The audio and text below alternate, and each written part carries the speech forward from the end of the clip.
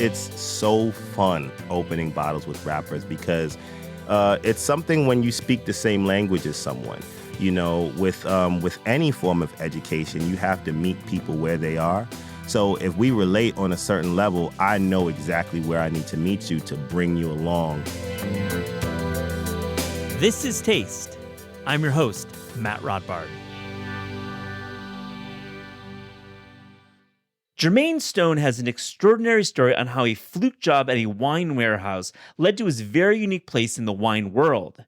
He's the host of Street Som on Tastemade, a show that interviews some of the biggest names in hip-hop about all things wine. He's also the founder of Crew Love Selections, a New York-based wine branding and marketing agency dedicated to engaging hip-hop fans in, you guessed it, the world of wine. Man, it's so fun having Jermaine in the studio, and I hope you enjoy this conversation.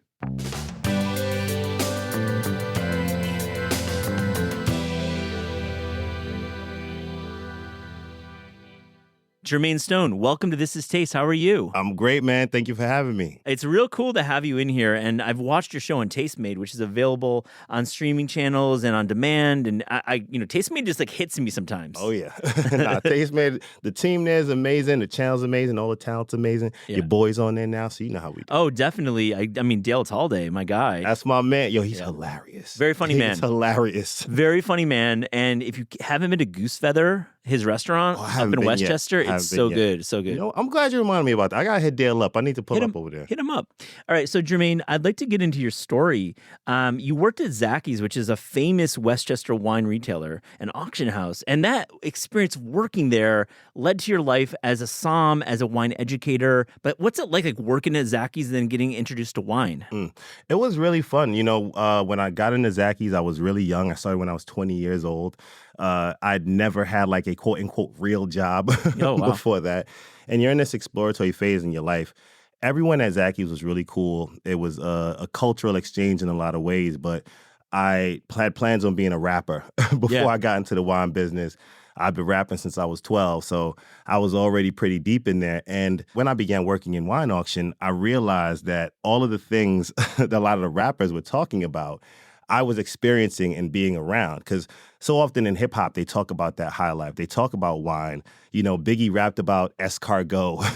Cargo. Exactly. Absolutely. You know, so I was in restaurants with mandolins and violins and stuff. I'm like, wow, these are the stuff these rappers were talking about. So hip hop is, interestingly enough, what got me interested in wine and made me feel like I could be a part of that audience. Yeah. But it was a lot of fun, and everyone at Zacky's was really, really open and accepting. So you were, taking courses there. Tell me about what's the education like when you're working at Zacky's. What's it like getting into the world of wine and tasting so much wine? See, you know what it's like, man. Imagine being thrown in the water with both feet. Totally. And told to swim. No, but at when I began, it was really just about figuring your way out. You know, auction was still something that was pretty new to the company at that time. And a lot of my time there was spent helping to develop like logistics programs. I started as an operations guy. Yeah. So managing logistics, shipping, importing, exporting. Those were where I started out. But the way that I was really trained was sitting with the best winemakers, sitting with the most notable collectors, and learning from them. And so I really had a very hands-on education in that and constantly needing to apply it all throughout my career. Oh, man. And, your career is so cool. You run festivals, you have the show, you write. I mean, your knowledge is deep, and I just love it. I mean, I love it because you've got such a cool attitude. You're very, very, very easy on the mic. You really are a great speaker of wine. So let's get into some wine talk. Yes, sir. Americans, I feel, are conditioned to buy the grape, which is like kind of a disservice. Like buy Malbec, buy Sauvignon Blanc. And, they vary vastly depending on where they're grown. So are we getting better at understanding how wine is actually made? I feel so. I do feel that way. And when you think about where American culture is right now, everyone wants to even when you think about food, people want to know where their food's from. You go to these restaurants and you hear stories about this. The ham is from this farm, and this is it was grass fed. Like things like that are things that are culturally accepted and understandable right now.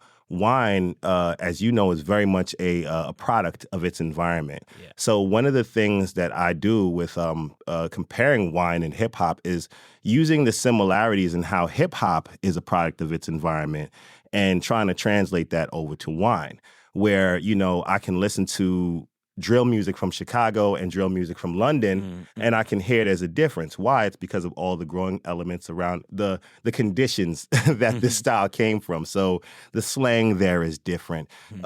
Linguistically, they rap different there. There's a lot more metaphor driven than a lot of the drill rap here in the States. So those are different characteristics that I can talk about and say, hey, these are the characteristics of this style of drill from this place. However, you can get drill music in Chicago, New York, and Brooklyn, and even that, drill music in Brooklyn and the Bronx, it sounds different, right? So just like hip hop, wine is a product of its environment. Yeah. And that's something that I've tried to communicate. And I see that it has been a pretty receptive it's been a pretty receptive message.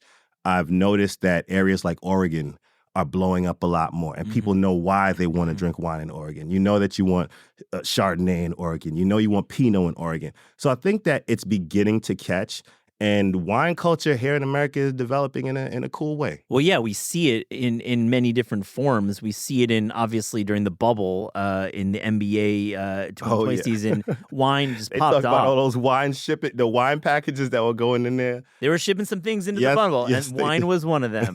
Such a fun time. I mean, but also just thinking about the way your show and many others talk about wine and like making it less boring, making it less snobby, but obviously having deep interest in wine. So I got to ask you, have you cracked a bottle with an NBA guy or a rapper of note? Oh, yeah, man, a few. Let me see who's one of my homeboys. Tony Parker. Yeah. I've drunk with Tony a few times, man. He's a really cool dude, genuinely loves wine, extremely knowledgeable about wine, and someone that came into it from a point of interest. It was interesting speaking to him. You think about someone like Greg Popovich, right, who's the NBA wine GOAT. You hear the legends of his cellar. And it was just cool to even talk to Tony like, hey, how did your mutual love for wine affect your relationship off the court, and how did it affect it on the court? Yeah. And it's just really cool to get that insight of how that was able to translate. But yeah, man, NBA and Channing Frye too. That's my man. Shout out to Channing. Channing School. And so what are you opening with Tony? And I'm Greg. I mean, Popovich is legend to have a stellar, and just even in San Antonio, that guy has so many great wines coming in San Antonio. Oh yeah. Tony likes Bordeaux. Yeah. He also likes rosé. He has a rosé. He got champagne, so we drink champagne and stuff like that. But yeah, we usually drink a lot of Bordeaux. But it's interesting about Tony and the players because these guys are obviously have as much money as you could ever imagine. But really, it's about what are you choosing to do in your spare time? And many, I think, like LeBron, obviously goes to France every year or Italy and does a big wine trip with these guys like Wade. But it's like these guys are choosing to experience wine and enjoy wine. Absolutely. And what it is, it's there's a culture around it. Yeah. Right. So often you're in a circle of influence. And when that circle of influence is pointing you in the right direction, then it can be super helpful. And I think that in the NBA, we've seen that there's a great circle of influence around wine culture that has started with older players, and it's almost amplifying as it trickles down to more and more younger players. It's so interesting. I've had lots of wine folks on the show: Jancis Robinson, Alice Firing, Talia Baiocchi, Andre Mack, John Bonet. I asked them all this question. I want to ask you, what is up with natural wine? I feel confused the more I read, and I'm just always like, what is going on with natural wine? I think it's interesting that you mentioned that, because natural wine and it's wild that sometimes natural wine can be a bit of a touch point. It might be a hot button issue sometimes. Totally. It's like people used to feel that it was a love it or hate it thing. But, there have always been so many different winemaking practices that have involved it. I think that marketing, as always, kind of jumps in and screws some stuff up. Then you get people behind it that, you're kind of made to feel that you're not doing the right thing if you're not drinking.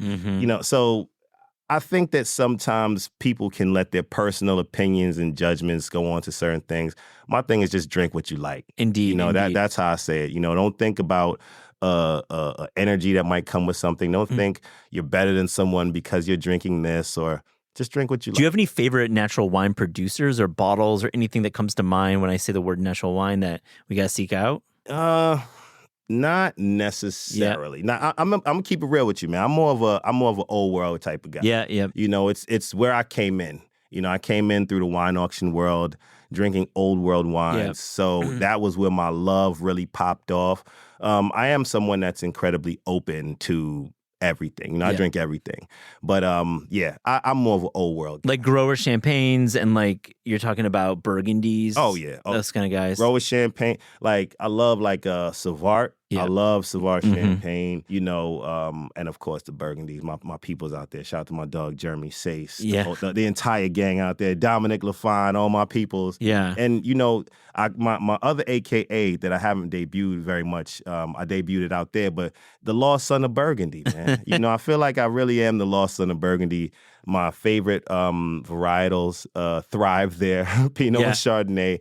And also the mentality there is just as complex as the wine. They're very simple farmers, but enjoy nice things and also are not hung up by them. I love it. Just more so of an appreciation. So the mindset and culture of the people and the wine style fit me perfect. And I love escargot. Oh, definitely. The culinary side is, you can't imagine. Exactly. What about Chateauneuf de Pape? Do you ever drink any like those old Grenaches? Oh, of course. Of course. And it's again one of those things where like that was my upbringing. Yeah. So I always say I had a backwards wine education because, where many times people start out drinking, a whole bunch of just widely mass-produced cabs or whatever. I started out drinking like a lot of fine wine. That was how I was introduced to it. Yeah. So sometimes, someone goes out and buys a bottle of $2 Chuck, and then they say like, "Oh, okay, well, I don't like Chardonnay," and that's not the most accurate. Unfair to the grape, right? Let's give her respect. Exactly. Yeah. So I was very fortunate to start out drinking really well and come into it from a great perspective and open my mind up from there. So Jermaine, we get invited as writers and food people and wine people on these trips, like junkets they call them sometimes now. Or just like we get sent by our publications. But let me ask you, you got to have some wild stories about traveling for wine. Take me and our listeners to a place where you were there, where it happened. I got some stories I can tell you. Some off air, some on. Totally, man. But no, let's see. Wildest trip. Interestingly enough, I'd say it had to be recently. I did an event out at Clos de Vougeot, and we had, call it, most big Burgundian winemakers that you would want. You'd see Jean-Marc Rouleau under the DJ booth pouring his wine, right? But the event that we were there for, it just in itself was insane. Clos de Vougeot, 900-year-old castle built by monks. Yeah. They've never played rap music there, so it was a 500-person event. We actually ended up getting up to 510 people. Very sold out in 24 hours. That's nice. We had break dancers locally from Burgundy, from the Burgundy, the hip hop dance school of Burgundy. They came through. There were break dancers. Mike D from the Beastie Boys DJ'd. Oh, wow. Cool. Oh, yeah. Giles Peterson came up from London. He DJ'd. And then I also brought my DJ from the U.S. Yeah. And then randomly, I'm not sure if you're familiar with French hip hop, but MC Solar. Of course I know MC Solar. MC Solar came to the event and not just showed up at the event, had such a great time. He came up to the booth and asked, like, "Yo, can I spit a freestyle?" That's amazing. And then me and MC Solar start rocking the DJ booth. So it was a lot of fun. And by the end of the night, for me, the highlight was to perform a Beastie Boys song with Mike D. Stop. Which one? No Sleep Till Brooklyn. Yeah, of course. It's a good one. It's easy to remember, and like you hold up your part. And you get that call and response thing from the crowd was it. And then also when MC Solar went up and rocked, we did some fun stuff, some old school hip hop, hit him with that "Ola, Ola, eh," like get the crowd. Oh yeah. So it was just a lot of fun. I mean, it was the best party I've ever been to in my life. I need to watch this episode. And I remember MC Solar had a great guest on Jazzmatazz with Guru. Yeah, and that guy, man. I remember back when that came out, I was like, this French guy is good. Yeah, no, he is, and such a nice guy, and genuinely enjoys wine. Which is, he came there for fun. You know, he didn't come to perform. It was that was a special moment. But I have some pretty crazy trips. Yeah, no, it sounds like you're living a good life. Let me ask you, just in general, like, how can we be better wine drinkers? Walk into it with no preconceived notions. Really, you know, the thing about wine is, you know, they call it a wine tasting for a reason. Yeah. You know, you learn about wine by trying different things, jumping outside of the box. As wine drinkers, we understand how vastly different regional styles of the same varietal can be, but also just winemaking styles can also be. So the key is to never go into anything. And I mean, honestly, you should never judge a book by its cover. Definitely but not. People always do, you know? So I think that the key to growing as a wine drinker is just constantly trying new things and pushing your palate. That's really the only way it'll develop. When I started out drinking wine, like many other people, I started out drinking the sweet stuff. But as I continued to drink, your palate kind of gets a little tired of it and you want something new. I moved on from Moscato to Riesling to Shiraz. Yeah. You know, and then that after I got into Shiraz was really when I was like, oh, wow, the things kind of opened up because prior to starting out, I didn't have the context in my palate to really develop a good opinion. So after getting that context from tasting, you start to want more. That's a good point, and I love that you talk about starting sweet because it's truly how everyone starts. Of course. Like let's like you're not drinking, you know, an ultra dry Riesling on your first hit. You're drinking something a little sweeter because we as Americans, as drinkers, we love sweet things. Yeah, I mean totally. You know, you think about when you have a wine that's a lot more fruity and opulent. We call that approachable, right? So why is it approachable? Because it's easy to understand. If I was putting an album out, I'm not going to put this deep contextual song out first. I'm going to put a catchy hit single that'll grab people and bring them in so that they listen to the entire album and have the context to enjoy that deeper song. So people can't hate on sweet wine, man. No. And look, every time and a place for everything. I still listen to Young MC from time to time. Respect. You know, but I like my Jay-Z albums too. Yeah, definitely. You have a favorite Kanye album? Favorite Kanye I've been talking album. about this off mic with some people, so I just wanted to get your take. I'm gonna say I gotta go with. I like the old Kanye. Yeah. So I have to go with College Dropout. That was just a moment in my life. It's definitely true. You know, I bought that album not just for myself, but then it was so good I bought it for like 4 other friends just to say, you have to hear this. Yeah, it was a big moment, and I also agree I like the old Kanye. I'll just say, I like Yeezus for the record. That's my guy. No, Yeezus is a dope one too. Interestingly enough, I recently got back into that. I was listening to like Blood on the Leaves. So good. There's a lot of, he's a genius, man. He is. You know, that was a moment, and with Daft Punk, the album I thought was probably his best work. Pablo's probably number 2 for me, but the early work is good. Definitely. You just were in Houston. You were at an event, hosting an event with Bun B. We were talking about him. Oh, yeah. Mike, let me ask you about just opening bottles with rappers, because this is your lane. Oh, yeah. Jermaine. You know, it's so fun opening bottles with rappers because, one, you can see that there's been a budding curiosity for a while, but maybe they haven't felt as comfortable and had things explained to them in the way that I'm explaining it to them. It's something when you speak the same language as someone. You know, with any form of education, you have to meet people where they are. So if we relate on a certain level, I know exactly where I need to meet you to bring you along to where I'd like you to meet me. you know? Exactly. But it's really, I was drinking with Dave East. Yeah. And we had a bottle of 95 Krug.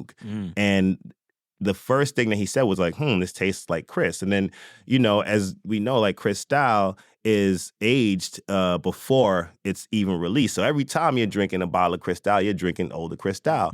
And the fact that he was able to pick up on the complexities that you would get with aging and say, hey, this is similar to what I've tasted before. Now I can open that up and say, well, this is why you're tasting it this way. Now he has an understanding of what complexity is and what happens to wine as it's aged, which is something that like people tell you, oh, the older the wine, the better, which is, as we know, not always the Definitely case. not the case. Especially if it's turnt, if it's like not good, if it's like a bad bottle, obviously you kind of lost. Exactly. You waited too long. Yeah, or maybe it's off vintage. There's so many different. Maybe it wasn't kept well. Yep. There's so many different things.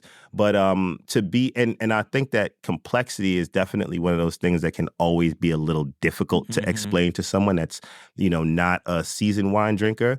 But as I got some good friends that always say, I can show you better than I can tell you. I love that line. It's been fun to see people's opinions on it change. What about good wine in the studio? Oh man! Because you think of like the studio is like a real that's an important moment to have like various sundries, including the best drink possible, because that's when the shit's going down. Oh, what about definitely. who has the best wine in the studio? A lot of times I bring the good wine to the studio, interestingly enough. But for me, it's also fun hanging out with like lower underground rappers that are really still in the streets doing battles and drinking wine with them. We talked about Savar earlier. Yeah. I was in the studio with a friend of mine. Shout out to my man P. And this guy's like an active battle rapper right now. And we were drinking some Savar. It was one of their Grand Cru wines. And I was showing him like, okay, Grand Cru grapes means it's like the best ones. This dude went in the studio. He went in the booth. And the next line that he said, I don't remember what he said first, but then he was like, now it's Grand Cru grapes when we drink champagne. Yeah. So those are the sorts of things that I enjoy doing. And I know that the same way I was inspired by Biggie saying escargot and all that stuff, there's going to be another younger Jermaine out there somewhere wanting to taste Grand Cru champagne. Oh, sure. And having a little bit of a taste. Exactly. And that's really what I do it for. Jermaine, the best place to drink wine in New York, where are you going? Wow, that's fantastic. Yeah, I know. I don't want none of my friends to hate me, but I will say there's lots of great places, but I do spend a lot of time at Parcel Wine Bar, hanging out there. Shout out to my man Grant, my man Terrence. The best fits, too, in Parcel, obviously. Like the best fits. Oh, 100%. 100%. Real downtown scene. Vibe is so cool. The music is cool. And the team there is cool, but the selection's amazing. They know where to get the good stuff. Yeah, Parcel's great. I like that choice. What about Los Angeles? Do you have a spot in LA? Are you an LA guy? I'm not sure if you are. Nah. I'm in LA a lot, actually. So the West Side Winos, I'm not sure if you're familiar with those guys. I don't know that guy. They're really cool dudes. They're actually into natural wine a lot. They have this place, Offhand Wine Bar. It's a new spot for them that's really, really cool. I, of course, also still go back to Wally's in Beverly Hills from time to time. The last time I was Wally's there, is really, really tight. Oh, I like that place. Yeah. You know what you're gonna get there. Like you're gonna find what you want there. But when I just got back from LA like last week, and I had some time in Wally's. Yeah, absolutely. On This Is Taste, we ask guests about their discerning taste. So to close this interview, here's a little rapid fire Fast and Furious taste check. Are you ready? Ready for it. Let's go. All right. The best breakfast food. Bacon, egg, and cheese. The best wine with breakfast. Champagne. If I'm drinking bacon, egg, and cheese, I'm gonna do champagne. And I have champagne for breakfast quite a lot. I mean, listen, it's definitely on brand, and why not? Oh, yeah. The best dessert. Best dessert. I like apple pie. Yeah. But it gotta be like real apple pie. Personally, I make amazing apple pie from scratch. All of it. But yes, apple pie. The best wine with dessert. Best wine with dessert. I'm gonna go with port. I like port and dessert. So I did some port and Easter bun. As a Jamaican, they got the little, it's like a cinnamon bun thing. You got kind of all spice all up in there. It sounds nice. Oh yeah, it goes amazing with port. I love that. Your favorite American fast food chain? Oh man. All right, y'all, don't judge me. Nah. McDonald's, man. I do. Those fries still get me. It's number one for me, man. It's weird. Sometimes like you tell somebody you eat McDonald's, or you show up with a McDonald's bag, they're like, listen, don't hate, man. No it's shade. Okay. It's okay. If you roll in with a BK bag, yes. Yeah. That's a little hate. Yeah, like you went to BK, like no. But are you one to pair wines with fast food with McDonald's? Oh, 100%. I mean, I pair wine with pretty much everything that I eat, to be honest with you. Before Street Som, I had another show where I was pairing food and wines called Tasting Notes from the Streets. Oh, right. And an episode that has never come out, I was actually pairing, what was I pairing with McDonald's French fries? Actually, it was champagne. Yeah. I was doing, and that was more so because I wanted to show people an idea of what a quintessential pairing was. And so, but yes, I did McDonald's. The episode has never come out, so y'all don't go looking for it. Wait, when's it coming out? It's shelved. Yeah, that's shelved. We on the street side now. We've elevated. Yeah, you gone to a different brand. Now I'm going to Trill Burgers and doing pairings. God, I love Trill Burger. I'm glad you went there. Oh, that place is great. And again, it's episode was really cool. So actually, yeah, we did a wine pairing in the studio with Bun B. Mm-hmm. So I actually got to chill in the studio with him to do our pairing. We did like a fried lobster, but then, and you guys should really go check out this the Houston episode. I actually brought back my old rap roots, and I rapped in the episode and destroyed it. Wait, you absolutely under pressure. You threw some bars down. I always got bars. You always have bars. When you stay ready, you don't got to get ready. I always got bars. Yo, did you share the stage with anybody during your rapping days? Oh, like man. anybody of note? Yeah. So let's see. All right, there's this group. Shout out to my man King Kirk. Mm-hmm. Sporty Thieves. Yeah. Sporty Thieves. I don't know if you remember them. They had this song called No Pigeons. It was a parody. Of course I remember that. So I'm like, that's the parody. Oh, yep. So I've been friends with those guys since I was 15 years old. And we were working on an album together, interestingly enough. So it was 3 guys. And one of them passed away. And that was after like those hits came out. I'd still been connected with them and we were still recording. So there was a point we were working on an album called Sporty Thieves and the Crooks. I was one of You were one of the crooks in there? Yeah. I think, having a little bit of a foot in wine, a foot in hip hop. Oh yeah. And the way that we met was interesting. I showed up to an audition for a record label. And at the time, you remember, this is like 98. They didn't have videos everywhere. I didn't even know what they looked like, but I listened to their music a lot, so I knew the voices. I walk into this studio for this audition, and it's a bunch of guys with like bubble coats on and hoods. And, I just saw the coats. I'm like, okay, these guys are from Westchester County. I could tell they're from New Rochelle or Mount Vernon, one of them. Yep. And so I went in the booth, and I was just rapping for like 10 minutes. And it was me and another guy. And I got out of the booth. They was like, yo, and my rap name was Showtime at the time. They're like, which one of y'all is Showtime? And I was 15. They're like, me. So they're like, yo, what's like that? I'm like, all right. And then they say, well, check this out. And then they started rapping. That's cool. And that's how I realized who it was. So for me, as a 15-year-old kid, I'm in the studio with some of my heroes. I didn't even know it. And they were so inspired and hyped off what I was spitting in the booth. It just turned into a cipher. Like, imagine going to American Idol, singing for J-Lo, and now she's like, hey, let's just do a duet really quick. Amazing. That was what happened to me. And you were cool under pressure. Oh, man. The thing is, when you're doing what you love, it's just, you just fall right into it. I love this. I wanna continue this conversation. I have a few more questions. Do you have like a bottle, like a Grail bottle that like you really are seeking after? You know what? Let's see. Grail bottle, man. It's funny. I try not to have specifics, but I would say I do not drink enough DRC. Yeah.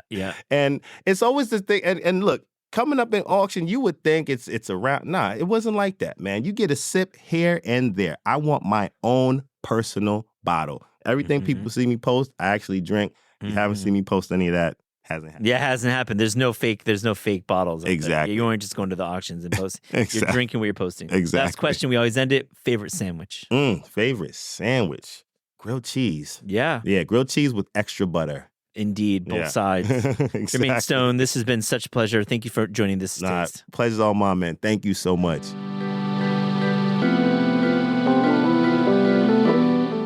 This is Taste is hosted by Eliza Abarbanel and me, Matt Rodbard. The show is produced by Shalia Harris and Pat Stango and edited by Clayton Gumbert. Theme music by Steve Rydell. Visit Taste online at tastecooking.com and make sure to subscribe to our newsletter for updates on all cool things that are happening.